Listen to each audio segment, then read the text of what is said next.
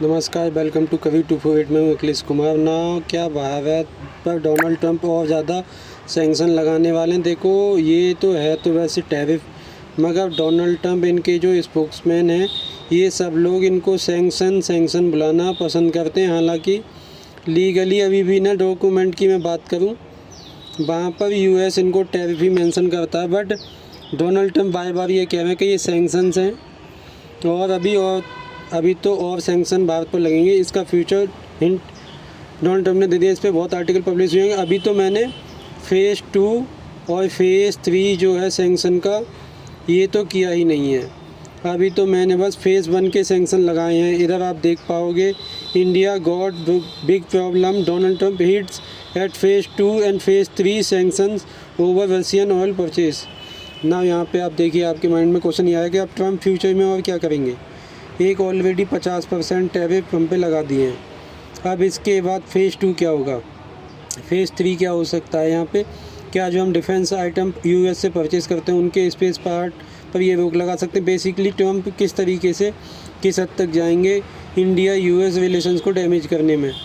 मैं आज एक आर्टिकल पढ़ रहा था भारत के पूर्व विदेश मंत्री शशि थरूर का। इन्होंने ये लिखा है कि America don't lose India, America Bharat को खो मत दो। अब टाइम आ चुका है कि यूएस अपनी टैरिफ वॉर ख़त्म करे और रिस्टोर करे स्ट्रेटेजिक पार्टनर भारत के साथ, जो दोनों कंट्री को नीड है और जिससे पूरी दुनिया को बेनिफिट होगा। मैं प्रीवियस वीडियो में पहले भी आपको बता दूंगा कि चाहे फिनलैंड के प्रेसिडेंट हुए, आज के समय कई एमपी हैं यूएसए में, सब लोग डोनाल्ड ट्रंप को कह रहे हैं कि आप इरिपेरेबल डैमेज कर दोगे इंडिया यूएस रिलेशन को, उसके बाद ये डैमेज ठीक हो नहीं पाएगा। और मैंने बहुत रेयरली देखा शशि थरूर साहब को ऐसा लिखते हुए किसी कंट्री को ये कह रहे हैं कि प्लीज़ भारत के साथ रिलेशन इतने ख़राब मत करो कि वापस रिपेयर हो ही ना पाए। और मैं समझ सकता हूँ शशि थरूर साहब का ये सब कहने का रीज़न यही है, क्योंकि डोनाल्ड ट्रंप ऐसा लग रहा है कि ये इज एलिमेंट कि इंडिया के साथ रिलेशन ख़राब करनी है। अभी रिसेंटली एक वीडियो सामने आई, वो मैं अभी वीडियो आपको दिखाऊंगा। अभी डोनाल्ड ट्रंप वाइट हाउस में बैठे हैं, एक पोलैंड से रिपोर्टर पूछता है, जब से आप प्रेसिडेंट बने रशिया के खिलाफ आपने कुछ किया ही नहीं है।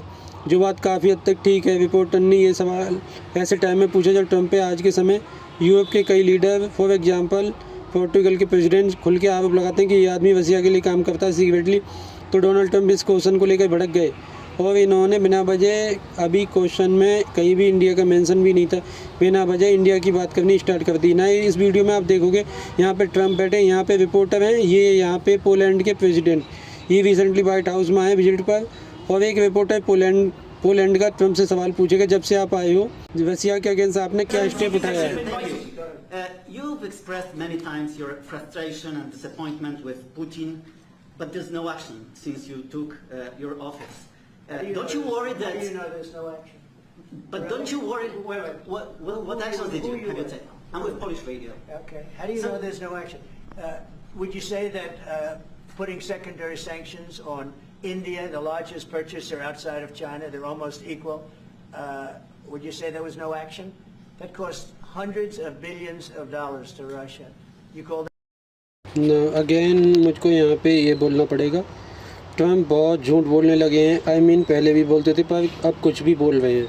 ये कह रहे हैं कि आप मुझसे सवाल पूछ रहे कि मैंने रशिया पे भी एक्शन लिया नहीं है, मैंने इंडिया पे सैंक्शन नहीं लगा दिए, जिसकी वजह से रशिया को $100 बिलियन का नुकसान हुआ है।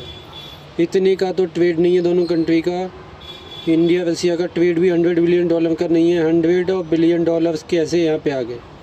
अगेन दैट ह्यूज अमाउंट, आप अगर कोट कर रहे हो अमाउंट, बट अगेन आज के समय ये कुछ भी बोल रहे हैं और अमेरिकन बाय कर रहे हैं। No action, and I haven't done phase 2 yet or phase 3.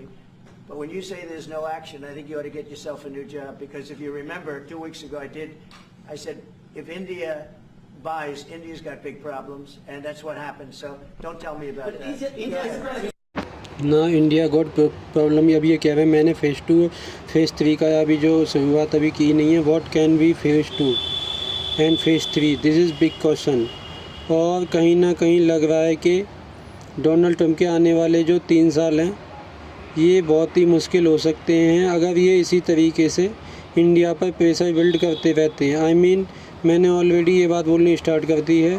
आपने एक बात नोट करी होगी, जो फाउंडेशनल एग्रीमेंट है यूएसए के साथ, कॉम, कासा, बैका, लम्बुआ, कहीं ना कहीं उनको छेड़ना हमको स्टार्ट करना होगा तो give US A proper idea कि ये जो इंडिया के साथ रिलेशंस ख़राब कर रहे हैं इसका इम्पैक्ट क्या आएगा।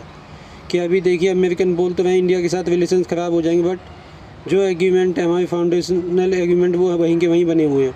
आई थिंक अगर हम अचानक से कहते हैं लैम्बुआ एग्रीमेंट जो यूएसए के साथ, इसके अंडर यूएस मिलिट्री यूज कर सकती है इंडियन बेसिस को, इंडियन पोर्ट को इंडिया की परमिशन के बाद। अगर हम कह देते हैं उसको हम अवेंस में डाल रहे हैं, कैंसिल नहीं कर रहे जैसे इंडस बॉर्डर ट्रीटी के साथ किया है, अभी के लिए उसे अवेंस में डाल रहे हैं। प्रॉपर मैसेज टू यूएस कि इंडिया यूएस रिलेशंस को कितना डैमेज हो रहा है, क्योंकि अभी तक ना इंडिया काफ़ी हद तक वेट कर रहा है कि what can Trump does over here. अब एक बार हम डिस्कस करते हैं कि ट्रम्प के पास ऑप्शन क्या क्या हैं, किस तरीके से ये इंडिया को और नुकसान पहुंचा सकते हैं ना। अभी के लिए इन्होंने 25% टैरिफ भारत पर लगाए हैं, रेसिप्रोकल ट्रैफिक जो भारत पर लगा रखे हैं, उसके रिस्पॉन्स में 25% ये कहते हैं भारत रसिया से ऑयल परचेज़ कर रहा है। ओके, आगे आप देखोगे फेज़ 2 और फेज़ 3 में क्या पॉसिबिलिटी हो सकती है। हायर टैरिफ्स हो सकता है ट्रम्प कहें, अभी 50% किया है ना, आपको याद होगा मैंने बहुत टाइम पहले भी बताया था कि लिंजी ग्राम ने भी 500% टैरिफ लगाओ भारत पर, इंडिया की इकोनॉमी बर्बाद कर दो। आप सबको याद होगा, आप अगर प्रॉपर्ली फॉलो कर रहे हैं तो ये हो सकता है कि 50%, 100%, 200% टैरिफ कर सकते हैं ये, इवन अप टू 500% टैरिफ लिंजी ग्राम के बिल के अंदर ये पॉसिबल है। फिर यहाँ पे इशू आता है सेक्टर रिस्ट्रिक्शन का।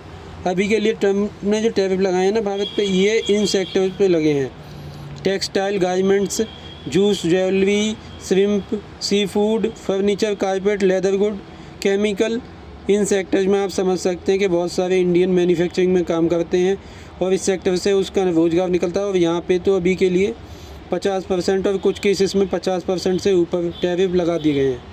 अभी जिन सेक्टर को ट्रम्प ने छेड़ा नहीं है वहाँ पर टैरिफ नहीं लगा। वो फार्मास्यूटिकल दवाइयाँ, भारत जो दवाई बेचता है यूएसए को, फिर semiconductor, electronics, smartphone, energy, petroleum product. तो मेरा मानना है eventually Trump pharmaceutical, semiconductor, electronic, smartphone यहाँ पर भी हो सकता है कि टैरिफ्स या पेनल्टी इंडिया पर इम्पोज कर दें, जो डेविस्टेटिंग होगा इंडिया के लिए। हमें सब कुछ रिकैलिब्रेट करना होगा, इसलिए मेरा यहाँ पे मानना है हमें कहीं ना कहीं यूएस को बताना होगा कि अगर आप ये सब चीज़ें करोगे तो आप इंडिया को खो दोगे एज ए स्ट्रेटेजिक पार्टनर।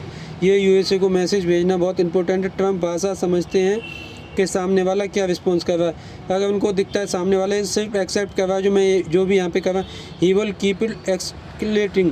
और फिर देखिए सबसे ज़्यादा ख़राब चीज़ हो सकती है अगर ट्रम्प लीगल या फाइनेंशियल सैंक्शन भारत पर इम्पोज कर देते हैं। इसका मतलब ये है कि इंडियन बैंक पर सैंक्शन लगा सकते हैं, जिससे Indian bank US financial system को यूज ना कर पाएँ, सेकेंडरी सिस्टम कर सकते हैं भारतीय कंपनी पर। और इसलिए देखा होगा इंडिया ने ऑलरेडी यूएस ट्रेजरी एक्सपोर्टर वो कम करना स्टार्ट कर दिया है। जो यूएसए का डेट हमारा रिजर्व बैंक लेके बैठा था उसको क्वांटिटी हम लगातार कम करें, उसकी जगह हम गोल्ड परचेज करें। फॉरेन रिजर्व ने कॉन्स्टेंटली आप देखोगे मोर एंड मोर गोल्ड। ये काम भी अगेन बहुत पहले ही कर देना चाहिए था, but I think no one release. सो डोनाल्ड ट्रम्प इस हद तक इस अजीबोगरीब तरीके से इंडिया के साथ रिलेशंस ख़राब शुरू कर देंगे कि इससे लॉन्ग टर्म में यूएस को भी नुकसान होगा। अमेरिकन ऑलरेडी ये कह रहे हैं इससे हम गेन नहीं करेंगे, इंडिया रसिया के साथ ही खड़ा। रिसेंटली SU7 में PM मोदी ने क्लियरली बता दिया दुनिया को कि जो भी कर लो, मतलब फेज़ 2, 3, 4, फेज़ 10 तक चले जाओ, मतलब India will not change in foreign policy based on कि वॉशिंगटन DC में से क्या ऑर्डर आ रहे हैं। तो आने वाला समय देखिए बहुत ही ज़्यादा चैलेंजिंग होगा। There will be a lot challenging. I think कहीं ना कहीं इंडिया को यहाँ तो यूएस को एक सिग्नल भेजना होगा कि हम भी बड़ा एक्शन लेने को तैयार हैं।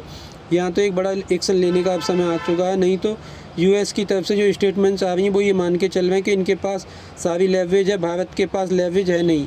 तो कमेंट सेक्शन में लिखिएगा कि भारत को भी बड़ा स्टेप लेना चाहिए, या फिर आप मानते हैं नहीं, लेट्स जस्ट वेट, देखते हैं कि इवेंचुअली होता क्या है। इसी के साथ ये वीडियो का अंत। Thank for watching. Measure the God watch over you.